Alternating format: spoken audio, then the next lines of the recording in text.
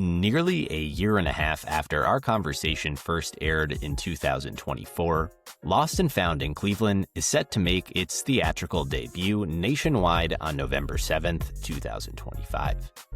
When I first sat down with Keith Gerchak and Marisa Guterman, the creative forces behind the film, we explored the decade-long journey that brought this story to life. From writing and directing the cinematic love letter to Cleveland, to raising capital for the film, assembling the remarkable and star-studded cast featuring Martin Sheen, Dennis Haysbert, Squibb, Stacy Keach, amidst many others, and capturing the city's character across its most iconic landscapes. With the film's premiere now just around the corner, this felt like the perfect moment to revisit their inspiring story and creative journey. So with that exciting update, please enjoy this encore conversation from Lay of the Land Archives with Keith Gerchak and Marisa Guterman, the filmmakers behind Lost and Found in Cleveland, arriving in theaters across Cleveland and beyond on November 7th, 2025. We really kind of embrace that idea of this post-industrial American dream. And ask the question, does the American dream still exist? Can it exist for this cross-section of Clevelanders that represent as a microcosm of America in modern times? Does it still exist? Does it exist for everybody? And we said emphatically, yes, it exists for everybody, and it exists in Cleveland. And Cleveland, there's a quote that we start the film with that is a Tennessee Williams quote that says, basically, America has three cities, New York, San Francisco, and New Orleans. Every place else is Cleveland. And he may not have meant it as a compliment, but we reappropriated that concept and said, yeah, Cleveland is this placeholder, and it represents the rest of the country, everything that isn't basically the coasts. And it is that earnestness. It is that wearing your heart on a sleeve. It is a city that rises like a phoenix from the ashes every time. And it's a town of purpose. And these folks characters are people of purpose as well, they represent the very best of the neighborhoods in which they live as well. And I think for us, little did we know that we would find our own American dream in Cleveland through the process of making this film. Welcome to the Lay of the Land podcast, where we are exploring what people are building in Cleveland and throughout Northeast Ohio. I am your host, Jeffrey Stern, and today I had the real pleasure of speaking with Keith Gerchak and Marisa Guterman. This is a truly special episode. I always love exploring the parallels between entrepreneurship and of art, and in our conversation today, we get to explore the fascinating journey behind Lost and Found in Cleveland, the upcoming feature film and brainchild of Keith and Marisa, which brings the captivating magic of antique appraisals to the big screen through the powerful narratives of five individuals in the quest of the American dream, all grounded in the post-industrial landscape of Cleveland, Ohio. The film showcases a diverse set of historical Cleveland locations and boasts an all-star cast including Emmy and Golden Globe winner Martin Sheen, Golden Globe nominee Dennis Haysbert, Oscar nominee Squibb, Golden Globe winner Stacy Keach, Independent Spirit Award winner Yvette Yates-Reddick, and Tony Award winner Santino Fontana. In our conversation, we dive into Keith and Marisa's upbringing, the intersection of their professional paths, and the creation of their production company, Double G Films. We then spend the bulk of the conversation, though, on the decade-long creative process to bring this film to life. From creating, directing, fundraising, casting, and beyond, to the unique role that Cleveland plays both in their art and in their personal lives, the tactical challenges of making a film, the power of storytelling, and a whole lot more. So please enjoy my conversation with Keith and Marisa after a brief message from our sponsor. Lay of the Land is brought to you and is proudly sponsored by Roundstone Insurance. Headquartered in Rocky River, Ohio, Roundstone shares Lay of the Land's same passion for bold ideas and lasting impact from our community's entrepreneurs, innovators, and leaders. Since 2005, Roundstone has pioneered a self-funded captive health insurance model that delivers robust savings for small and medium-sized businesses. They are part of the solution to rising healthcare costs, helping employers offer affordable, high-quality care while driving job creation and economic growth throughout Northeast Ohio. Like many of the voices featured on Lay of the Land, including Roundstone's founder and CEO Mike Schroeder, Roundstone believes entrepreneurship, innovation, and community to be the cornerstones of progress. To learn more about how Roundstone is transforming employee health benefits by empowering employers to save thousands in per employee per year healthcare costs, please visit roundstoneinsurance.com. Roundstone Insurance, built for entrepreneurs, backed by innovation, committed to Cleveland.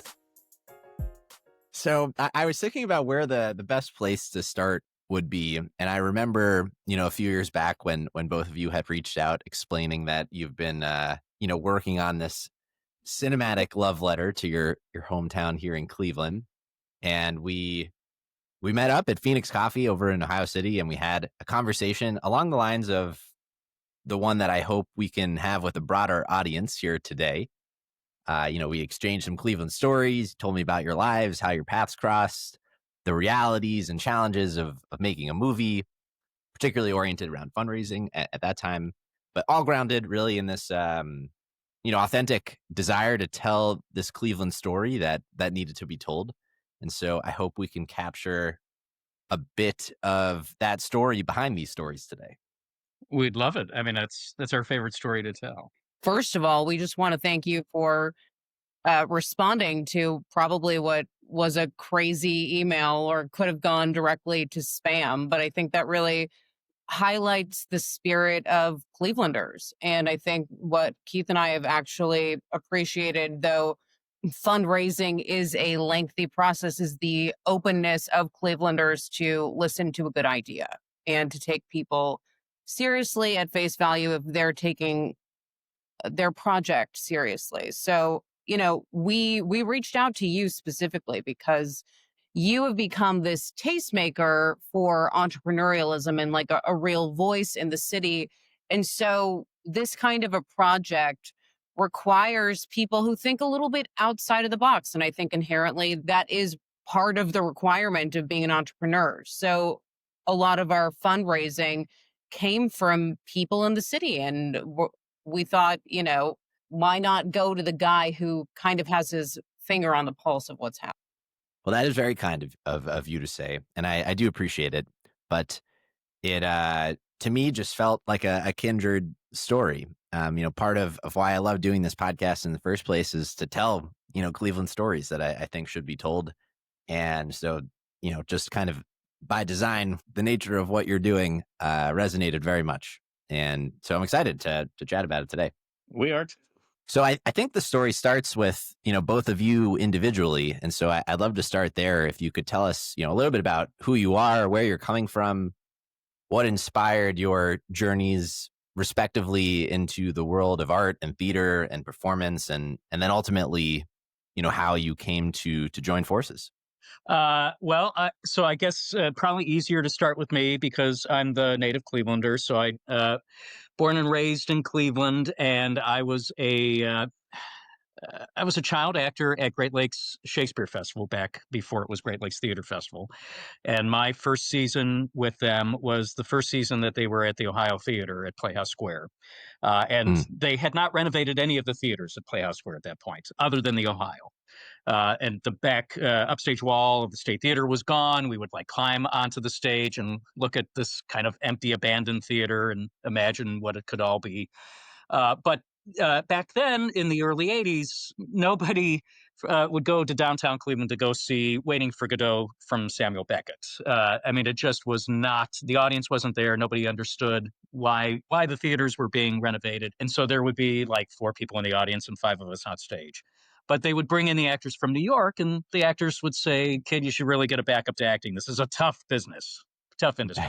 Right. So my parents and I went cross country after one of the shows for my 13th birthday. And as we were driving across the country, I was sketching in my notepad all these different skyscrapers and different buildings I would see. And I said, "Oh, you know what? I kind of like the idea of architecture." So I actually continued acting in Cleveland, and then I went to Tulane for an architecture degree, and also continued taking acting classes while I was there. And then when I came back, I kind of fell into this pattern of becoming an architect and working for 3 different firms in town. I started with Bill Morris, who was a residential architect. And then I went to Bioloski and Partners, which did every imaginable building type, was there for 8 years and was the institutional studio director. And then I went over to Westlake Reed Laskowski, who were specializing in performing arts centers. So I kind of fell into this niche of designing and renovating theaters, and Playhouse Square ultimately became my client. So I had gone from performing on the stages to then renovating. I eventually kind of woke up one day and said, "Oh, I'm on the wrong path. I was supposed to be on stage, not behind the curtain." So I packed my bags and I put my house up for sale or for rent. And then I moved to New York, and I was an actor in New York. And then I moved to LA and was doing more on camera work than I was on stage. And that's where Marissa and I met, was in LA as actors. I picked him up in the waiting room at an audition. That is our true meet cute story. A very romantic spot, and we kind of fell in love there. But I asked him out for a cup of coffee. He said, "I'm spoken for." I said, "Well, what about writing together?" And he said, "Well, it depends." And I said, "I have this idea to write something about Antiques Roadshow, but from Los Angeles. And I really, don't need to see a film about Antiques Roadshow set in LA. I'm from LA, kind of born and bred. There are 5 of us. The industry is kind of in my blood. I started acting when I was 6. And for me, this idea of Antiques Roadshow was something kind of sacred. I watched it with my dad religiously. And what I was so drawn to were these real people, which for me was so exotic, with their most treasured objects. And they're sharing their stories through the appraisal. And I was really enamored with that and kind of hungry for authenticity. And so when I approached Keith with the idea and, taking the roadshow as this vehicle to tell a lot of different stories, Keith said, "Well, I'm from Cleveland." And I laughed. I thought that was funny because all I knew was what I was fed through the zeitgeist, which was the mistake on the lake, or, the mayor's hair catching on fire, the Drew Carey show. It wasn't a great portrait, but it felt like a comedy. And Keith kind of stopped me pretty quickly. And he was like, "Well, you can't knock Cleveland until you try it." And I have become what I like to call a Cleveland Jewish evangelist. I have absolutely fallen in love with the city. To me, it kind of satisfies this thing that's aching for me that I've had my whole life, of real, genuine people and authenticity. And, the first time I ever went to Cleveland with Keith, it was in a snowstorm. And I thought he had bought the city for me because it felt like it was caught in a snow globe. It was magical. Driving through the flats, I was so just awe-inspired by the power and majesty of these buildings and these structures that felt like temples to industry. And I was so connected to really the American spirit. So the thought of the film originally had been, well, this is a comedy. But the more we talked about the film and the more I got to know Cleveland, the earnestness and the sincerity of the dreams of the people who live in Cleveland just became vital for us. And we didn't want to add to that narrative of how Cleveland has been treated in the media. We really wanted to tell these stories of real people and their dreams and lives. And then, Keith, you took your mom to the William McKinley Presidential Library Museum in Canton. That kind of kicked off. It did. Well, I called Marissa from the parking lot and I said, the irony here is that William McKinley didn't write anything. So the presidential library was empty shelves. There's a planetarium. There's a dinosaur exhibit. There are 2 animatrons of William McKinley and his wife dressed to go to the Pan American Exposition where he was assassinated. So there was a quirkiness and definitely an earnestness to the museum that tonally felt absolutely right for the film. But it also had an exhibit about the Wizard of Oz. And it said that the Wizard of Oz was an allegory about the American dream and that it had Cleveland connections, and that blew our minds. And it said that Dorothy represented the common man and Tin Man the factory workers and Scarecrow the farmers, that Oz stood for ounce because the yellow brick road was the gold standard, and that McKinley was the wizard. And the guy behind the curtain was Marcus Hanna, who was the Cleveland politician, whose house is one of the 3 that are still on Millionaires Row. And he had been the campaign manager for William McKinley to run for president, and supposedly was pulling the strings on a puppet president. And we said, this is absolutely fascinating. What if we, rather than doing a best in show, mockumentary style, what if we are telling a modern retelling of Wizard of Oz? What if this is about the American dream in post-industrial America? So instead of Scarecrow and Tin Man and Dorothy, we would have a retired steel plant worker. We would have a mail carrier who lives in Huff. We'd have this little boy and his mom, who's a modern American factory worker working at Mally's Chocolates, and where they live in a little blue house that's under the Hope Memorial Bridge, where there's this symbolism of this kind of hearkening to a past civilization of these Art Deco gods that are offering gifts like objects to the wizards that are in the sky, but kind of feeling like it was a past time. What time period are we in? And you kind of swoop down, and there's this gorgeous little blue house that has a panoramic view of downtown Cleveland that felt like Dorothy and the Poppy Field. That the locations even kind of lent themselves to that, and there was a symbolism behind the Hope overpass. That Hope was kind of bypassing this child and his mom that are living in this house. And if they could just reach across the bluff of the Cuyahoga River and reach out to downtown Cleveland, it was this land of promise and opportunity in front of them. And so we really kind of embraced that idea of this post-industrial American dream. And asked the question, does the American dream still exist?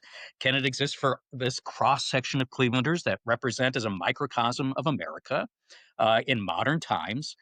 Does it still exist? Does it exist for everybody? And we said emphatically, yes, it exists for everybody, and it exists in Cleveland.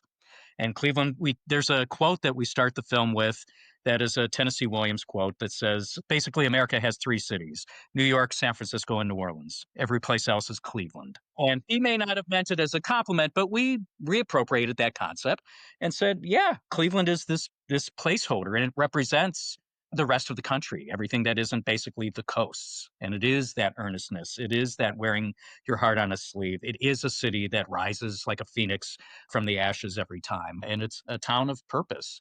And these folks are characters, are people of purpose as well, they represent the very best of the neighborhoods in which they live as well. And I think for us, little did we know that we would find our own American dream in Cleveland through the process of making this film.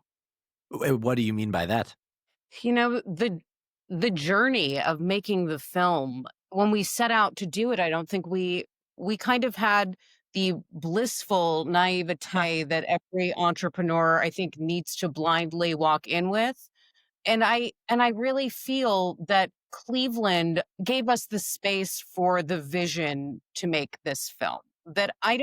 Los Angeles really rejected the film. And Keith and I kind of bootstrapped and almost, I want to say, disrupted how independent film is done and brought it to Cleveland. And that's how it was made, through the people, through the spirit of the city, that it kind of emboldened us, that no task, however Herculean, was impossible to achieve, that no person was out of reach, no location, no cast member. And I really feel that I don't know that any other city would have embraced this in the way that Cleveland did. And I don't know, Hollywood's not looking to make films like this. They're ignoring the audience. And I think that's why you're getting a lot of cookie cutter films, or films that speak to a certain aspect of the population but aren't catering to the rest of the country. And I think that having the freedom to come to Cleveland and tell the story authentically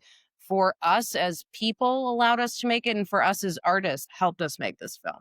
Yeah, I think the parallels between the whole creative process that both of you have underwent in the creation of this film and traditional entrepreneurship, there's a lot to unpack there. And I'd love to spend a little bit of time going through that together. But Keith, you did really, I think, a beautiful job setting the stage for the backdrop and the context of what this film is about.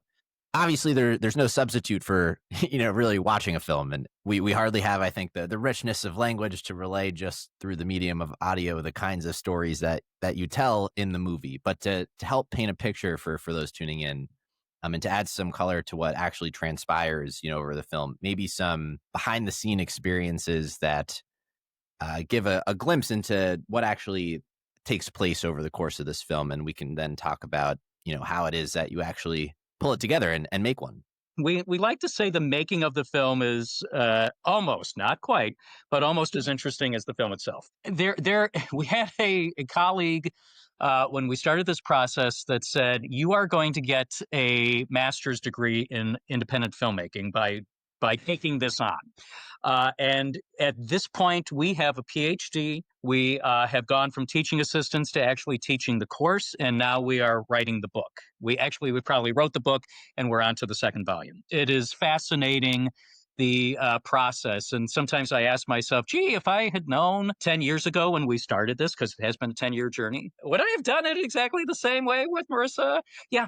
There isn't a single step in this process where we may second guess ourselves and go, oh, was that the right move? And then we look at it, we say, would have done it all over again. Would have done it exactly the same way. So to talk about the story itself, it is 5 storylines as a cross-section of the city, which truly is a cross-section of America, that we have all different kind of lenses. And it's a film inspired, like Marisa said, by Antiques Roadshow, and the fact that you are seeing in the PBS series people for 2 minutes, and they tell this kind of very intimate story of their lives through the object that they have either collected or has been handed down to them.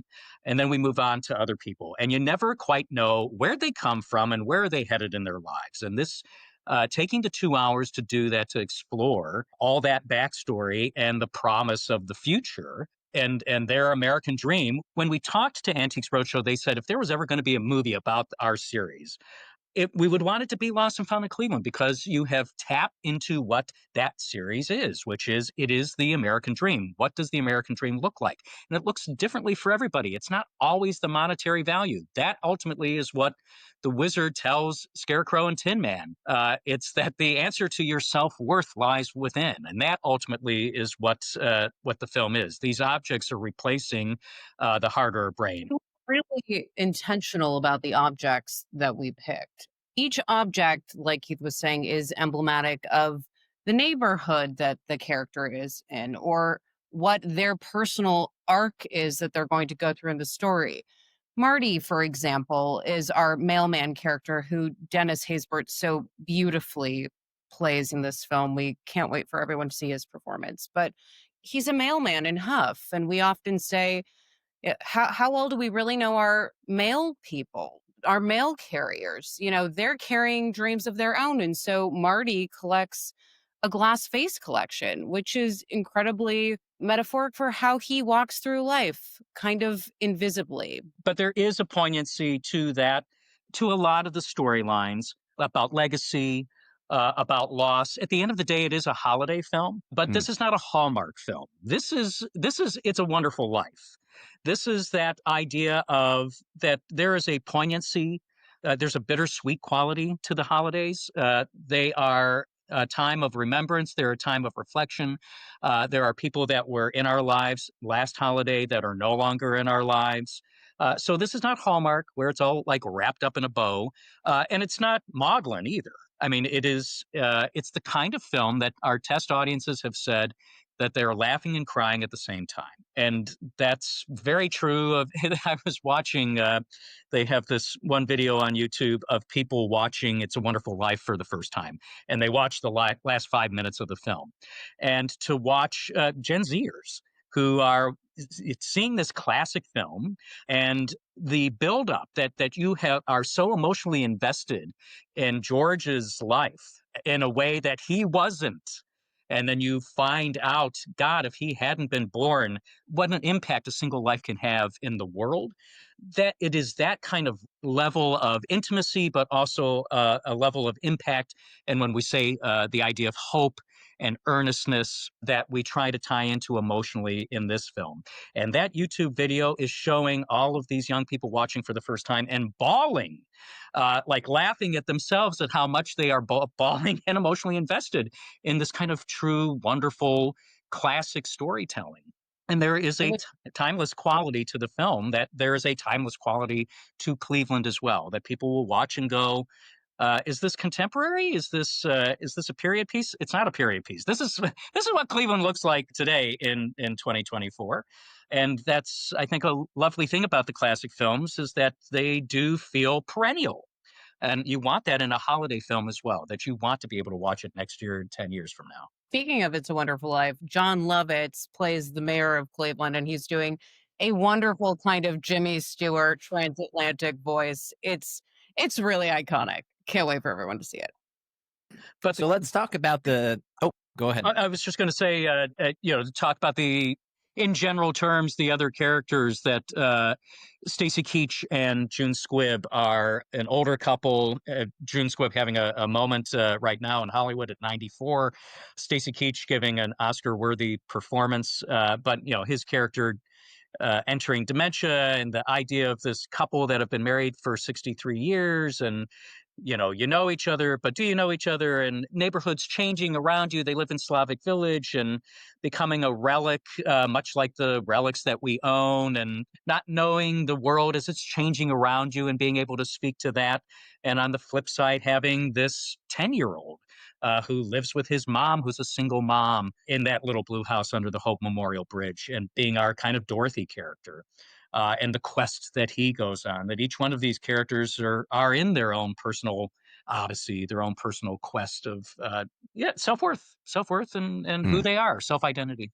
But Liza Weil plays the wife of a Cleveland Clinic doctor, Professor Santino Fontana, Tony-winning actor, and Esther Povitsky, who just had Drugstore June that was out in theaters this year, playing a couple that live in the Heights as well. He's a professor at Case. We have the appraisers of Antiques Roadshow, Jeff Hiller and Rory O'Malley. Rory O'Malley's a Clevelander.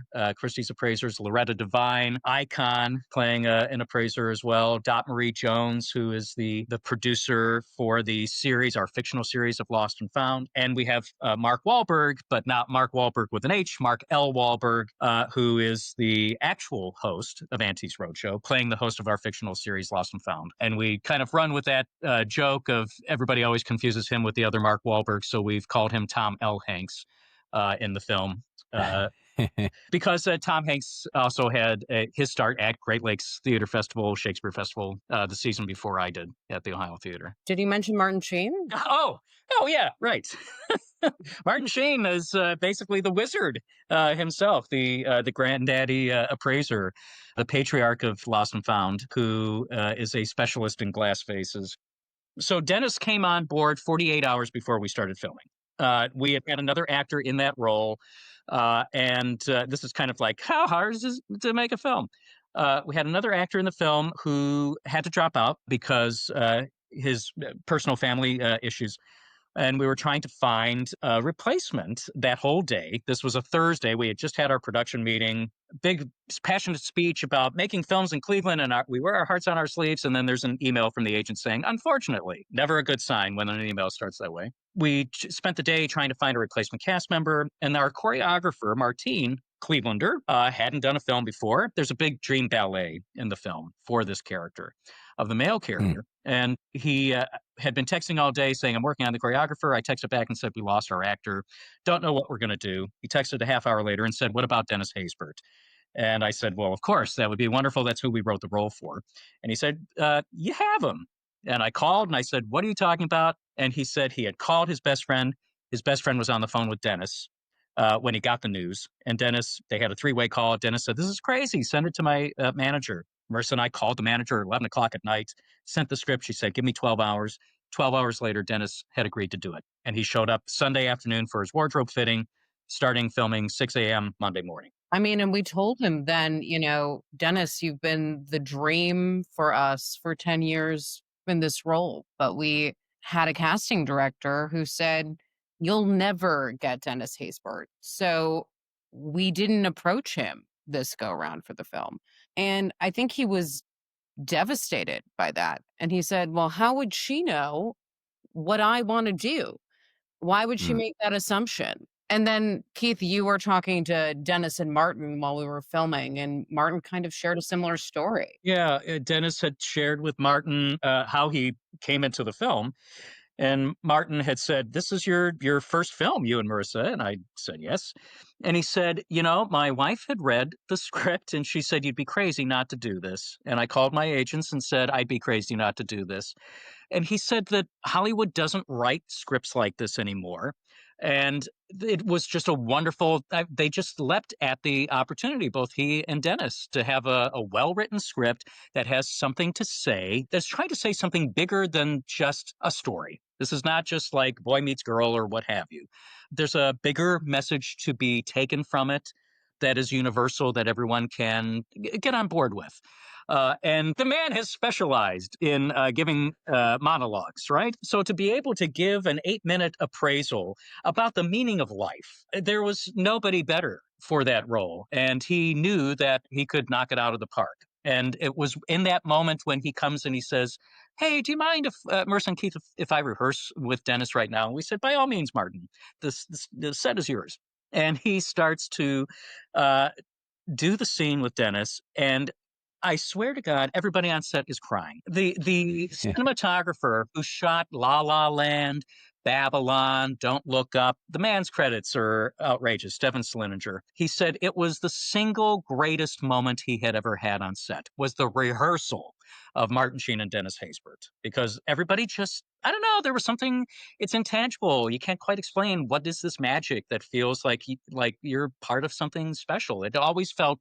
The film always felt bigger than the two of us. And it was in that moment that I kind of had a realization 10 days into filming of, oh, wow, we pulled it off. We did. Right. This 10 years in the making is happening. Yeah. It truly was that moment. I think we were so, when you hit the ground running when you start filming, that you don't have a second to breathe and take in what it is that you're actually accomplishing in the moment. You're just trying to get through. Well, I think it was a sprint for us too. We went from 10 years of one iteration of thinking we were moving forward with the film, having everything really fall apart, which we'd love to get into, kind of embracing what was going on with the pandemic, then kind of gearing back up again, and then raising money to, oh, wow, we're really actually making this film. So the film, even though we had been working on it for 10 years, came together in a matter of months.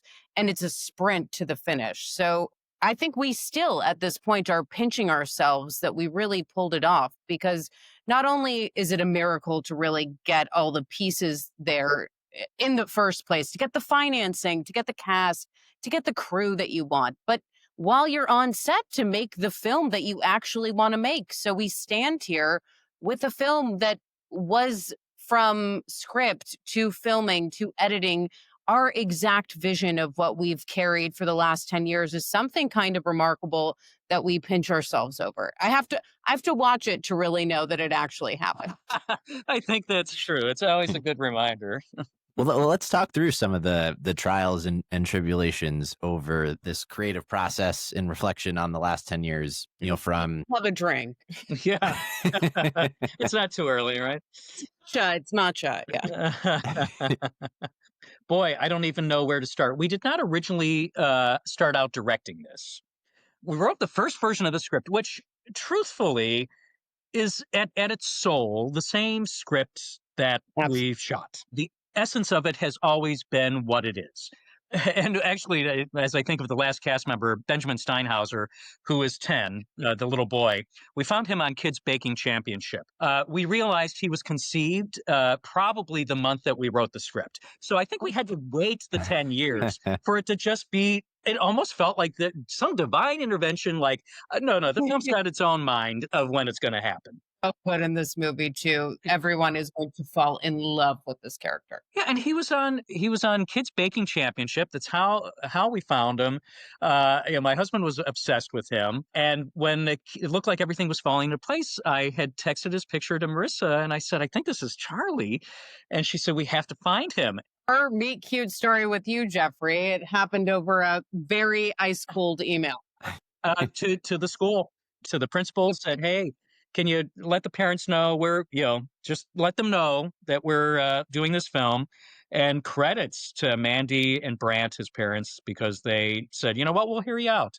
See how crazy these people are. And honestly, they've become like family to us. Yeah. The whole family. We couldn't be luckier. And Ben it was like tailored for him. And this child has monologues. This is not like a casual role. This is a 40-year-old trapped in the body of a 9-year-old and carrying a briefcase around. Yeah, he's a suit-wearing, suitcase-carrying child who he just gets like Borscht Belt humor. Like he just came out of the womb, fully realized. It was truly amazing. can't say enough nice things about him. But when we wrote the script in a month, it was right before Sundance that year, and we said, "Oh, let's fly ourselves out to Sundance, and we'll go find somebody to produce this thing." What you do? Hmm. Yeah. So we did. We went to Sundance. We found a financier, and he said, "Hey, it's a $3 million film." And we said, "Great, here, Man, sign here, here." And he was like, "What are you talking about?" But he gave breadcrumbs to his credit. Of well, Hmm. what you got to do is you got to start to like put feelers out for cash. You got to start putting feelers out for raising the money.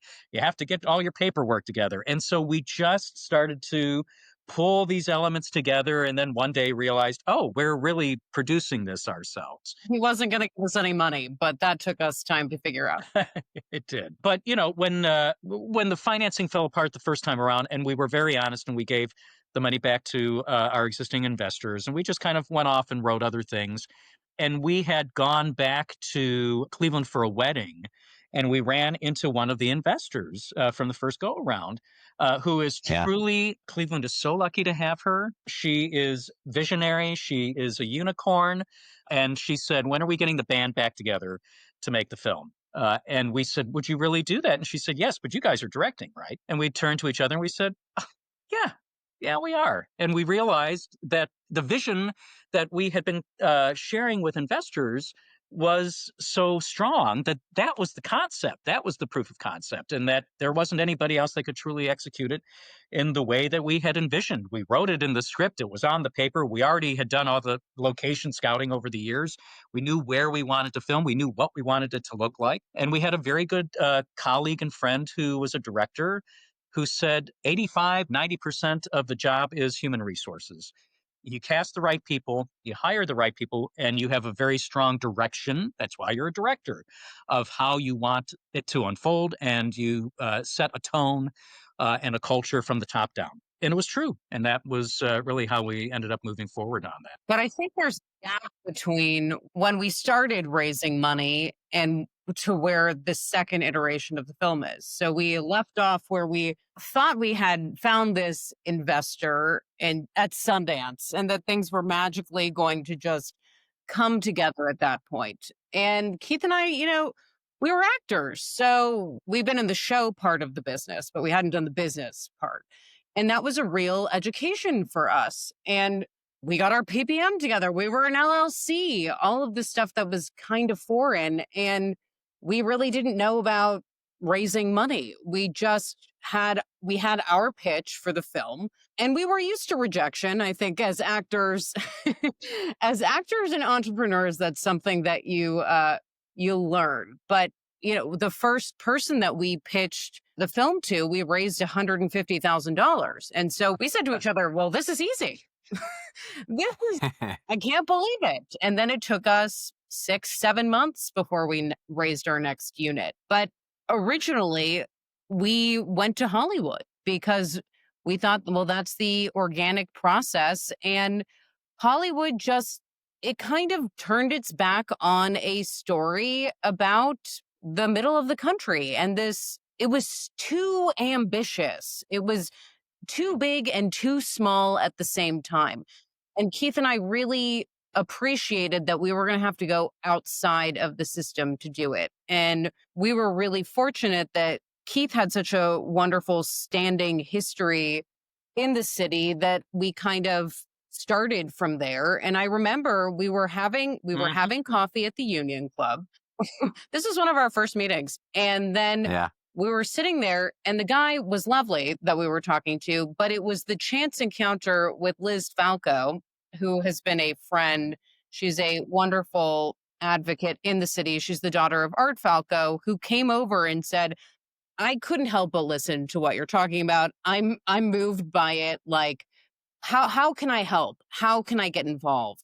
And that was kind of the kickoff point where there were people in the city who, even though they had never invested in the space, they were invested in Cleveland and changing the narrative there. So, it didn't happen all at once. And we had other sources come in. There's a whole Chinese money component that really is the double shot story, where we were getting, a substantial amount of money.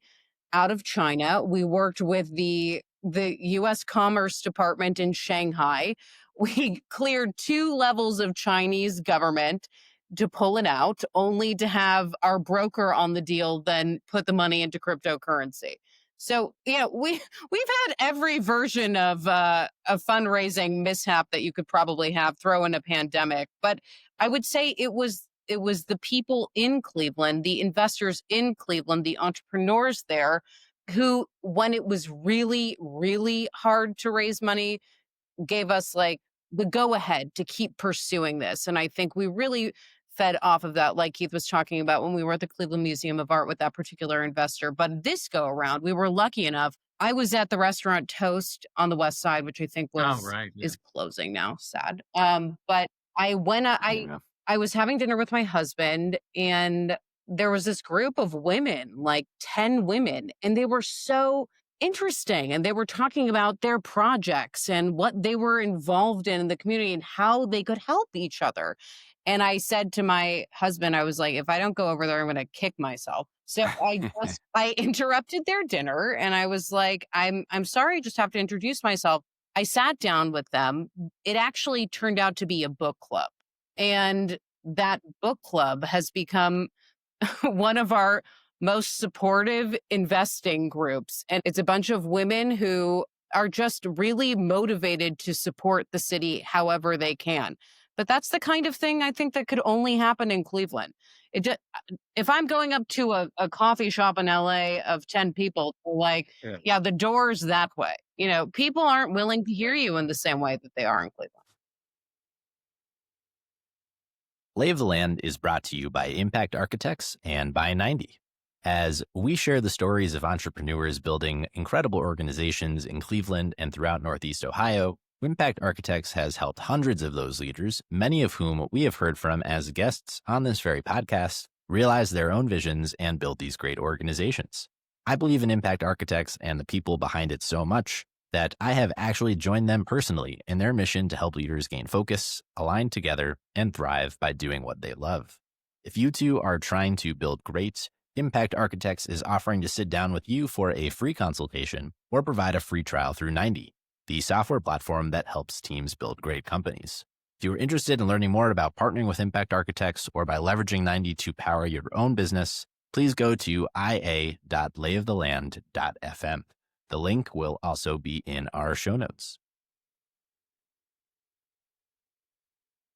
It really does feel like starting a company, from the vision setting, recruiting and building a team, the product development, iterating over it many times, the marketing and sales and fundraising, the deluge of rejection. You never know quite where the breakthrough moments are going to come from, but they come. And I think that what kept us going as well was that we never lost our North Star. We knew where we were headed. We knew what the vision was. And we were, when all else failed, we were experts in our own product. We knew what Lost and Found in Cleveland was. We had the same vision. It was a singular vision shared by the two of us. We live rent-free in each other's brains and mind's eye. And we were thankfully able to communicate effectively to anyone involved or anyone potentially involved, be it on the fundraising end or the execution, whether it was the cinematographer. We got the editor from Marvelous Mrs. Maisel. We ended up with the orchestra for Oppenheimer and La La Land and all of John Williams' films. That was only because there was a passion and a clarity of what the film was and what we wanted to look and sound like that people could get on board with and said, you know what, I believe in the two of you, and I believe in what it is that you are trying to achieve with this product. And that was also helpful to just keep us going through to execution. I do want to talk about like the hairier parts of raising money, especially in Cleveland. Los Angeles has its own challenges, but I think, Jeffrey, when we first connected, we bonded over the vision, I think, that we all shared and the potential for what entrepreneurialism looks like in Cleveland for us from our specific lens of film.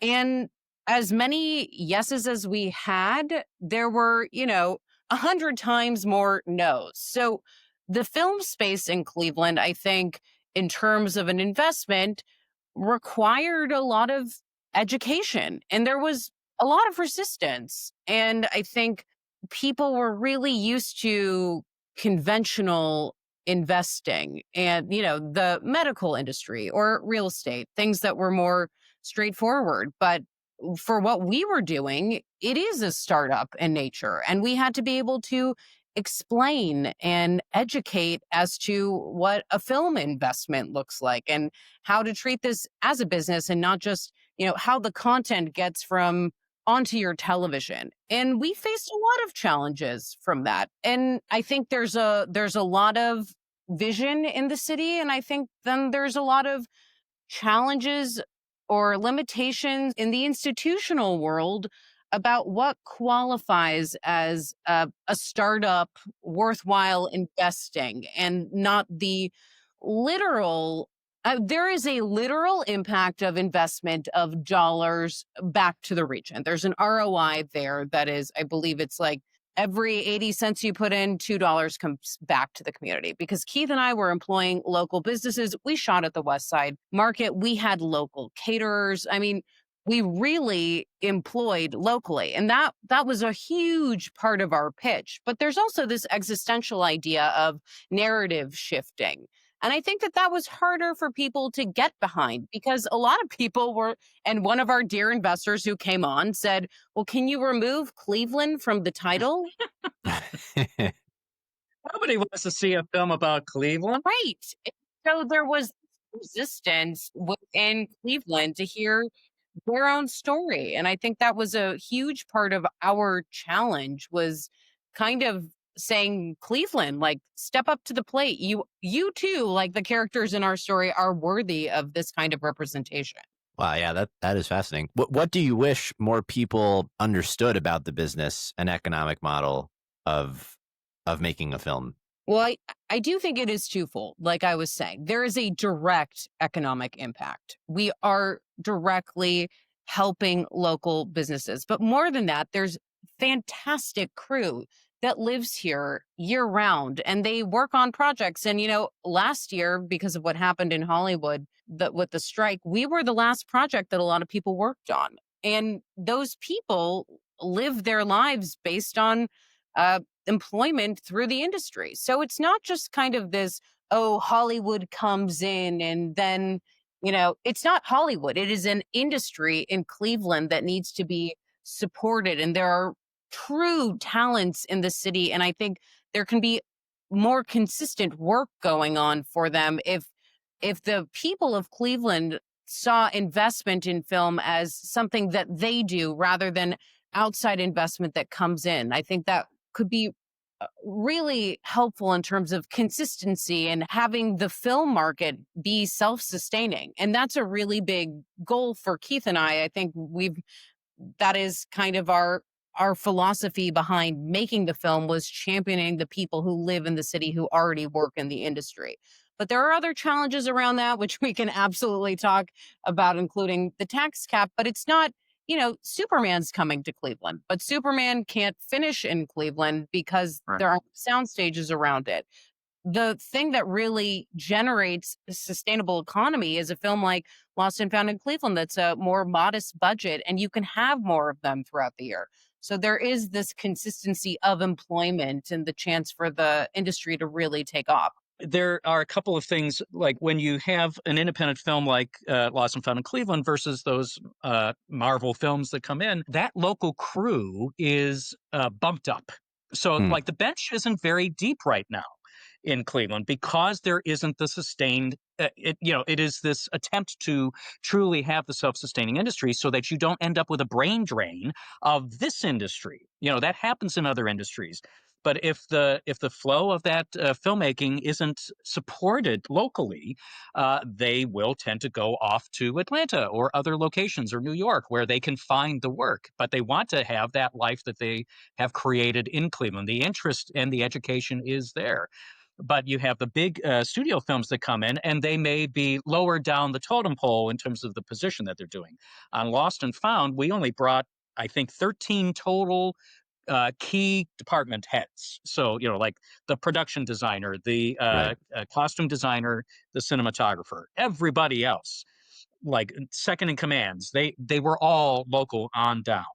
And there is something to be said with that you have the CSU film department. So there is the educational base that is there to help feed the machine if the industry itself is supported. And then there is the investment side of things too, where people were oddly really comfortable with investing in theater, but there was a gap for them in terms of investment in film. Theater is far riskier than film. Theater, you can put $10 to $15 million into a workshop for Broadway, and then it has 2 nights on one stage and it closes, and nothing really ever happens with that show. Versus film has a whole life behind it. And possibly because Cleveland has such renowned theaters and Playhouse Square, which we were lucky enough to film at and have our offices at, that was maybe more just digestible for people living there. But there was a hard leap in people understanding that there's a far bigger opportunity to make a profit in film than there is in theater. People invest for different reasons. And there was that leap, like Marisa said, whether it was tech or Broadway, that was a familiar space versus the film wasn't. There is also the civic pride component that people would give to the legacy institutions, be it the Orchestra, Museum of Art. But this was perceived as a one-off entrepreneurial startup where we really were part of an engine. And maybe we were a little bit of a pioneer because we were embracing that mission so strongly of the impact that a single project can have on an industry in a particular location like Cleveland. But we had an investor who said, "Look, the legacy institutions don't need my help. It's a project like Lost and Found in Cleveland that has this sense of purpose that also is a civic pride element that is changing that narrative that Marisa touched on at the very beginning. It's not the mistake on the lake. It is the best location in the nation, as John Lovett says, as the mayor of Cleveland. And that seeing the city through our lens, locally as well as globally, is that ability to be a 2-hour commercial for the city of Cleveland in this cinematic love letter that can change the narrative locally, where people won't say, why would anybody want to see a film about Cleveland? And nationally, we were trying to express that the best way for people to get into the film industry was not for a billboard, some obscure billboard to attract them, but a film that shows off the locations and the ability of a crew to work with this level of talent in Cleveland. There's nothing that says you can do it more than a film that did it. Right. Well, Craig Hassel, who is the CEO of Playhouse Square, who I got to talk with recently, talks specifically about how the vision for Playhouse is to surprise and inspire the world. And that came in the aftermath of a conversation where, the board and those in charge of Playhouse had originally honed in on a message that was to surprise and inspire, Northeast Ohio, and how Craig, kind of brought to that conversation, that's actually not ambitious enough. We can create, world-class arts and performance here, and it should be, to the aspiration of a global audience. And if I could just speak, Craig isn't a Clevelander, and you're not a Clevelander, and I'm not originally a Clevelander. And I think sometimes it takes people on the outside who can look at Cleveland objectively and everything that it has to offer to be like, to remind Clevelanders that this is a world-class city and has the resources. People just have to have the ambition there and belief that it is there. And I do think that outside voices sometimes are the best carriers of that message. Cleveland is worthy of red carpets and national press. I love that. Well, having, I think, ultimately, broken through a lot of these challenges over the making of this movie, I'd love to hear from the other side of it. What are the most salient earned learnings that you have from how to have successfully, ultimately pulled together a very inspiring and eclectic cast for the film, having secured the fundraising and ultimately having pieced together the product, if you will. Sure. I mean, to speak on the casting, in our first iteration of the film, we had hired a casting director, and I think we had kind of touched on that with the Dennis Haysbert story. But there's a really limited thinking in terms of casting, at least in Hollywood, of people's value and what they'll sign up to do and who you can get. And Keith and I actually ended up doing a lot of the casting the first go round because our casting director was too afraid to reach out to some of these names that we were interested in. So on the second go around, we said, F it. Sorry, bleep me. We're going to do it ourselves.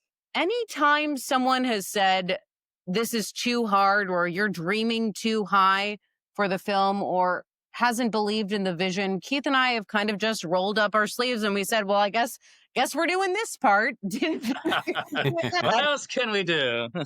And I really think, having written the script, that these roles would resonate with the right actors. So we were offering, and I don't want to throw out a number out of respect for everyone, but peanuts compared to what these people are used to making. So we move forward with an MFN, which is most favored nations offer, knowing that actors, it's not about how much they're making. They want to be treated fairly and as the same as the other actors that they're working with. So that approach really allowed us to kind of build this cast. And it's such an ensemble piece that we just said, we're going for it. We want Martin Sheen. Like, the casting director is going to tell us no.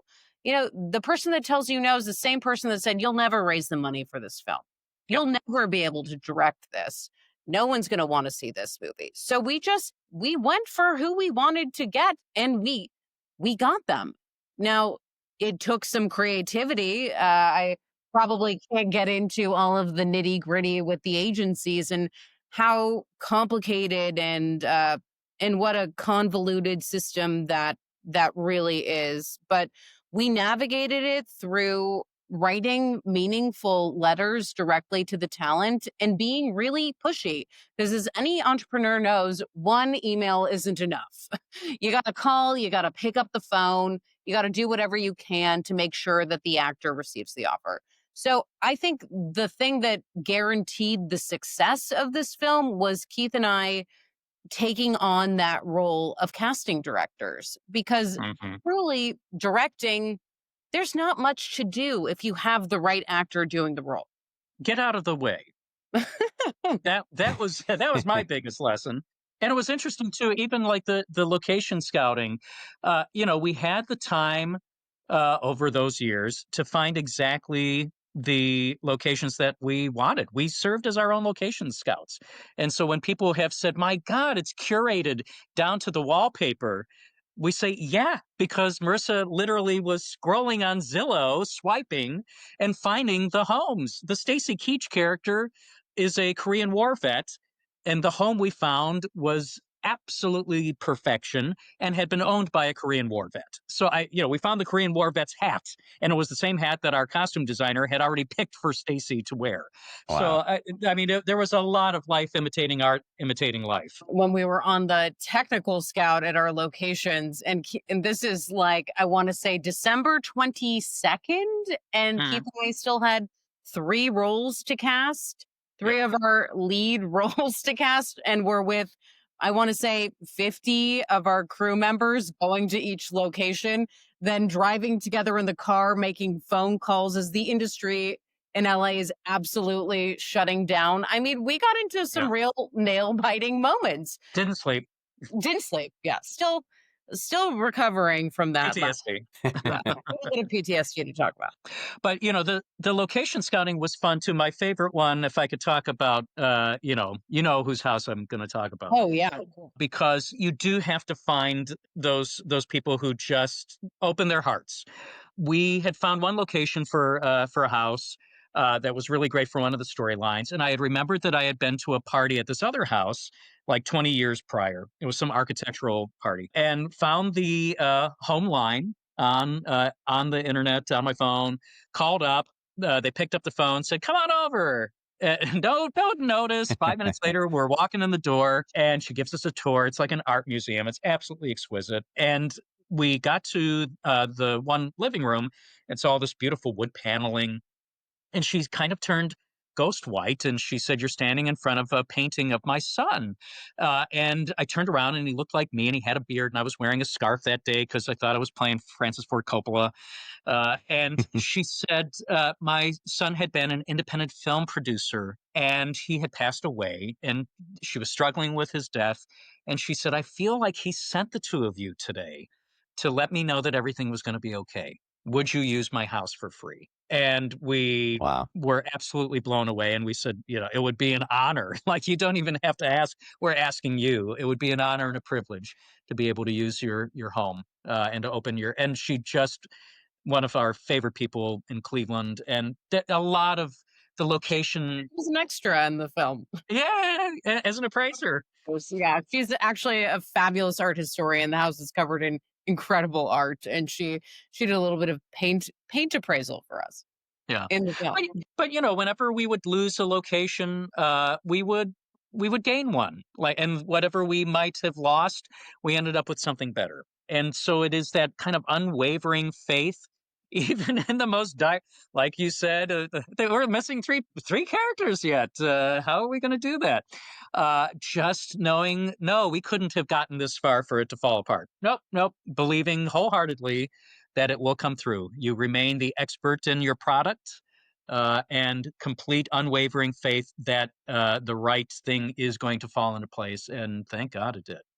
And that is what is required. Yep. It is. Well, what is left unsaid here? What are there particular parts of this journey that you think are important to talk about that we haven't yet? Yeah, I mean, I think, we were just touching on some of them, but there were moments on set where you think if you can get to set, like, that's 90% of the battle. But I mean, I think I can share this, Keith. The night before we started filming, our first AD calls us and he's like, "I'm really sorry to tell you this, but I have COVID." And, the first AD is the assistant director. It's such a vital role for the directors. And this was our first time on set, and we were starting 6 a.m. at the West Side Market. And Keith and I kind of just looked at each other and we were like, okay, this is happening. And we moved forward. Our cinematographer had COVID a couple days later, and you just don't know where the punches are going to come from. You just anticipate that things are going to go wrong. But Keith and I were like, if the two of us can stand together, COVID-free, the movie will live on and move forward. But there were a lot of challenges on set. And we had such a tight 20-day schedule with, 14 principal actors, 20 some odd locations. We couldn't be late. We couldn't be 30 minutes late somewhere. So the idea of, oh my God, what if one of our actors gets COVID? How is that going to impact our second week when we were at Playhouse Square filming the road show? We had all of those 14 cast members on set, and it required everybody to be there. We didn't have any room for error. So we're just grateful to our crew and the resiliency there. And you really have to be on your feet in the moment because so much stuff is going to come up. I think, Keith, you can tell the story about meeting the security guard, Anthony. Yeah, Anthony, we'll never forget him. It was like the night, whatever night we were at Playhouse Square. I think we can talk about it. That because everything worked out fine. He said, "I'm the night watchman, the fire watch," and I was like, "Oh, I didn't even know that was a position." "Well, it's really nice to meet you, Anthony." And he said, "This is my first time ever doing this," and I was like, "That's great. Welcome aboard. Welcome to the family." And 6 a.m. I had a phone call. Everything is fine, but there was a fire on set. And Anthony took care of it. It was the batteries for the cameras imploded on the cart in the middle of the roadshow set in Playhouse Square. like fire trucks, like nothing like, oh, I started my career there as a little boy acting, and then I was renovating the theaters, and then I burned them down with our production of Lost and Found in Cleveland. Like, that is not the tale that I would want to have as a legacy. But Anthony had the wherewithal and put out the fire himself. And we also have heard probably 6 months later, if the batteries had imploded when they were in the production van, everything would have been lost. So the fact that it was there and he could see it happen in real time and put the fire out, there was a PA, Stacy, loved her. Yes. And she said this film was ordained because there is nothing else to explain how, like you survived and thrived. And that things happened, if they were going to happen, they happened for a reason, and everything worked out fine and better. But yeah, we owe Anthony a huge thank you, and always will, for taking care of it. You have to have complete confidence and know the film like the back of your hand so that you can pivot in real time. Right. I mean, the parallels again to entrepreneurship just hold true. It's really fascinating. Yeah, Yep. and you have to trust.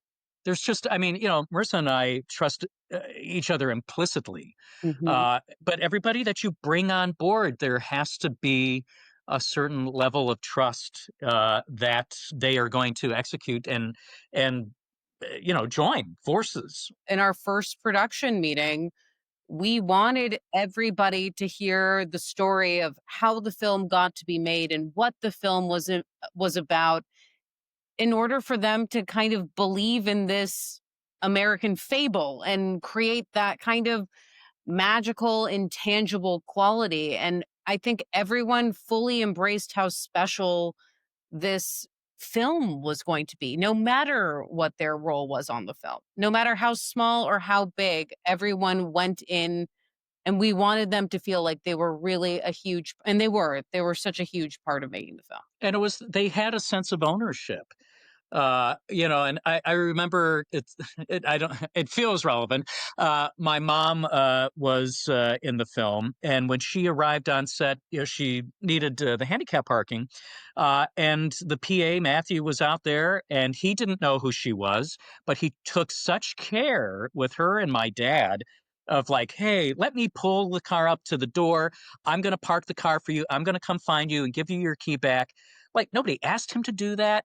He didn't know who these people were. And then when my mom came back and she was single-handedly saying, you need to thank your head of hair, your head of makeup. You have to thank Matthew, the PA. Like, they all took care. And she told me exactly like what they had done. And I think we even had given a speech maybe that day of just thanking everybody for that kindness, and that, like I said, that culture that kind of trickles down. It starts from the top down. That it really was imbued in everybody that worked on the project. And Keith's mom is absolutely phenomenal in the film. She is a scene stealer. She is so me. She's like 4'11". She's paired with this guy who's got to be 6'4". It's one of the best scenes of the film. But to just speak once more about how great the crew was, when our cinematographer went down, we were so lucky to just have our camera operator, Ryan Forte, who's local, just kind of step in with this calmness and ease. And there were so many moments like that, countless moments where people just rose to the occasion. And these are local Clevelanders for the most part. Out of those key department heads, these are local Clevelanders who just, I don't know, there's something in the water there. Yeah. The genuineness and the passion for the project. That's why I said this film could have only been made in Cleveland. It takes that village and a lot of vision. Yep. Well, I think you've touched on this, but maybe as a way to summarize to the degree we can, when someone watches Lost and Found in Cleveland, you had mentioned simultaneous laughing and crying, reflections on the American dream, this kind of magic experience. What is it that you hope that they walk away with? Is there a particular feeling or message, impact that you'd ultimately like to have with this film? That's what, yeah. If somebody ever asks us to tell us your film in one word, it's hope. And in a world where that's really harder and harder to come by, we can't think of a bigger gift with this film than offering hope. And it's interesting that I think the film is a wonderful reflection of the city itself. That it is sophisticated without being jaded or ironic. It is earnest. It is hopeful. It wears its heart on its sleeve, and those are positive traits. Those are ultimately and intimately watchable traits as well. And so if Cleveland and the rest of the world could see the city through our eyes and through our lens and embrace those qualities, I think yeah, I think life would be a lot happier. I think this film is going to have a lasting legacy. It's going to become part of people's holiday traditions, something that they can gather the entire family around the couch and put it on every year. In the same way that people do with the Christmas Story. It's going to become part of their tradition. And a city that feels like it's about legacy, and a movie with objects that are about legacy, to have the film be kind of the ultimate embodiment of that is something we're really proud of. Well, if people would like to watch, where would you direct them? How can folks tune in? We're anticipating a holiday theatrical release, and we can't wait to update you. This is going to be something where people can go with their families to the theater, and we're really excited about that. And with a film that really immerses you in the story, in this fable, in this world, being able to see it in a movie theater where people can collectively sigh and laugh and cry at the same time, it is just a very special way of being able to experience that film. I'm very excited. I'm very grateful that you're telling these stories. I think it will deeply resonate with folks here and with a broader audience. And I'm excited that you've opted to shine this light on Cleveland. Thank you. Thank you. We're really excited. And like we said at the top, we're really grateful to you for putting this light on people who are really doing important things in the city. Well, I'll pose our traditional closing question, which I would imagine both of you have amazing answers to, which is for hidden gems in the city, for other things that people should know about that maybe they do not. And in a lot of ways, I feel like the whole film is an answer to that question. But Exactly. Watch the movie. The Nash comes to mind to me, not to call out like a particular location, but Slavic Village, I think, took on a lot of special meaning to us between St. Stanislaus, which is truly a jewel box of a church, and then the Nash, which is just a piece of history with a bowling alley and the Pink Palace for events and being handed down through families. And even when the families had moved out to the suburbs, they had maintained this foothold in Slavic Village that I wish everybody in town knew that the Nash exists. And the people who work there, Tony, who's run it with his family, it's a legacy. It's gorgeous. It's iconic. I think, as I was saying, somebody from LA, like, I didn't have an appreciation that places like this weren't sets, that they're real. There's just this beautiful nostalgia that is so incredibly powerful in that area.